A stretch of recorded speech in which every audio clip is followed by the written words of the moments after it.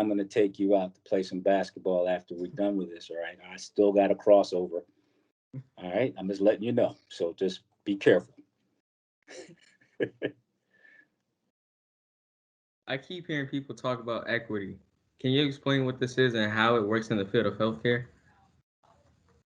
Well, I think we have to break it down in a couple places. The board of supervisors put together a one Fairfax policy that was something to allow for access and equity for all. What we're trying to do in Fairfax County is take my strategic plan, the board strategic plan, have nine qualifications, strategic initiatives that allow us to take us a lens and seven guiding principles to allow us to focus in on access and equity.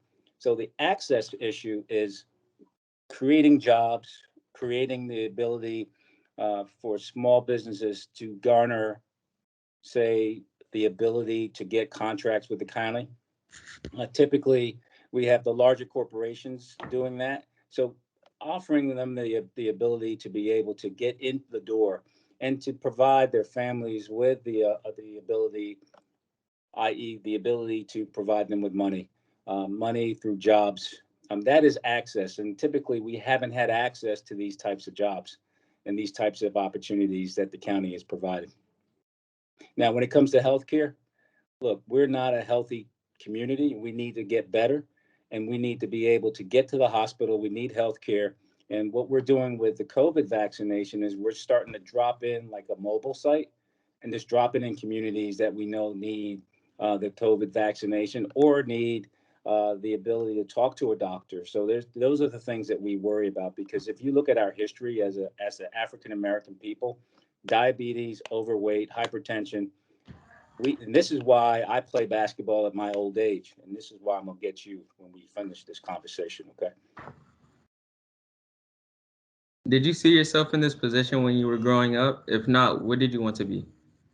I really wanted to be a professional basketball player growing up, and then it became a congressman or a senator, um, and then it was a sports commentator. Because I love this, I love sports. I like to talk about sports, but then I realized I had to do something that was allow me to take care of my family. I actually started in higher education. I rose through the ranks at the University of Maryland, and then I became the vice chancellor of finance at the University of South Carolina. I changed into local government only about 13 years ago. And I know that's not a long time. That's probably a long time for you, but 13 years ago is really a short time to be able to sit here and say that I'm the county executive of Fairfax County. As someone who plans on becoming an NBA player, what advice do you have for my journey? Well, the way I look at life is I'm glad that that's one of your goals, but the main focus should be what do you do after, or what do you do if it doesn't happen. So my advice for you would be to continue to do well in school and continue to find old guys like myself who can help you and navigate you through the things that we've been through. I've been through a lot in my life, but everything that I have touched and everybody that has touched me, I'm really thankful for that. And this is where I am today. So it's really fulfilling when I speak to somebody who helped me along the way that I still keep in contact with. And it's also fulfilling when I'm able to speak to somebody like you and to give you some idea and some perspective on how to move forward. What's your favorite food? And there's not any food I don't eat. um, so my parents are from the West Indies. Um, my mother makes oxtails, and I love the way she does the oxtails. And then when she really cooks it well when her grandsons are around. So I know when they come see me, because they're all in college right now, but when they come see me, I know I'm getting a good oxtail. What's your favorite color? Brown or blue, either one. Growing up, I didn't really have a lot of clothes, so it was whatever was in the closet. But today, I like wearing my blue suits, and at times I do like to wear the brown as well. What does Black History Month mean to you? Wow, that's a great question. When you look and see what our generation as well as the generations before us in the 400 years of the slavery and persecution and looking at it in the 400-year lens. Black History Month means that we're trying to articulate what has happened so we never forget, and to make sure that your generation doesn't go through what I went through, and my generation doesn't go through what the generation before me went through. It's about building a process for us to success. So my thing to you is always, we try to set our conditions for success, but you cannot know your conditions for success if you don't know your past, which will shape your future. Who do you look up to? Well, my mom's 5'2", so I can't really look up to her, but I do appreciate everything she's done for me. My mother was a registered nurse. She worked 3 to 11 shift and then 11 to 7. So there are times I didn't see her at all for maybe 7, 8 days because of her shift, and I'm going to school. The one thing I will say to you is that she provided me with the mindset of work ethic. And I will say this as well. Anytime I think you're going to out hustle me, I'm going to put more work in to make sure you understand that you need to come back a little stronger and a little faster. And that's how I've been running my life. And this is probably one of the reasons why I'm sitting here at Fairfax County today. Just trying to ensure that everybody understands that I can think like you, but I actually think better than you, and I'm faster than you, and I'm just as smart as you. So let's go, and I want people to understand that forget the color. I can hang with you.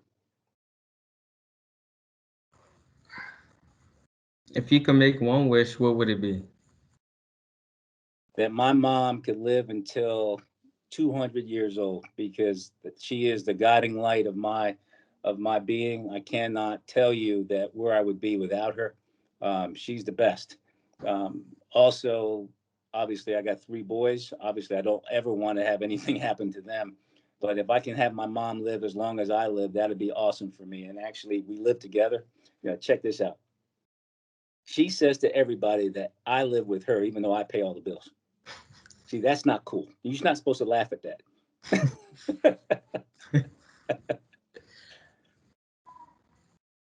What message do you have for other youth that will watch this? I want everybody to understand one thing about me and about life. You got to be you, but be confident in your skin and be confident with your intellect. You can do absolutely everything that you would want to do in life. The question is, are you going to put the work in to get it done? And your work ethic will take you and carry you through life. And the situations you get in, you have to be able to think quickly on your feet to allow you to move forward. That is the main thing and the main focus. Do not let anybody outwork you. Get what you think is right for you and your family legally. However, you can do it if you do it with a zeal and a passion. It could happen. And don't let anybody say you cannot do anything. That is the biggest thing that should take you and carry you to move even faster, I should say. If somebody says that you can't, I want you to be in your mind. I want you to say, yeah, I will. Okay. Um, that was the last question. That was? Yes. Yes, You sir. play basketball for real? Yes, sir. For what school? Hayfield. You on Hayfield the Secondary School. you're in the JV team? Now, I played the freshman. I was on the freshman team. You're on a freshman team. So let me tell you, my freshman year in New Jersey, I was starting on the freshman team at forward. I was 6 man on the JV as a freshman. As a sophomore, and there were seven sophomores on JV ahead of me. My varsity team did not have any seniors. My sophomore year, I started varsity. So I did work over that summer. So I'm going to say this to you. I'm looking at you right now. I need you to do some work this summer, okay? Yes, sir. No more freshmen, no JV. Let's go play varsity. Yes, sir. All right. And I'm going to get your number, and we're going to go out and play, and I'm going to show you some things, and maybe that can help you. Okay. Or maybe you can help me stay young. How's that? You have any questions for me other than that scripted? No, sir. You sure? Yes, sir. You didn't ask me what I did, how I got to college. You didn't ask me any of that stuff. You just did your scripted questions, and you look. You can ask me anything you want. Tell me one thing you want to ask me that's not on that piece of paper. What college did you go to? I went to Alfred University in upstate New York. I played basketball there. I was just put into the Alfred University Hall of Fame this past year. It took them 30 years, but I'm still happy to be there. And I'm also on the board of trustees now in Alfred University. How tall are you? Oh, that all depends. Is this a program or is this personal? Because in the program I was 6'2", but I'm about 6'1".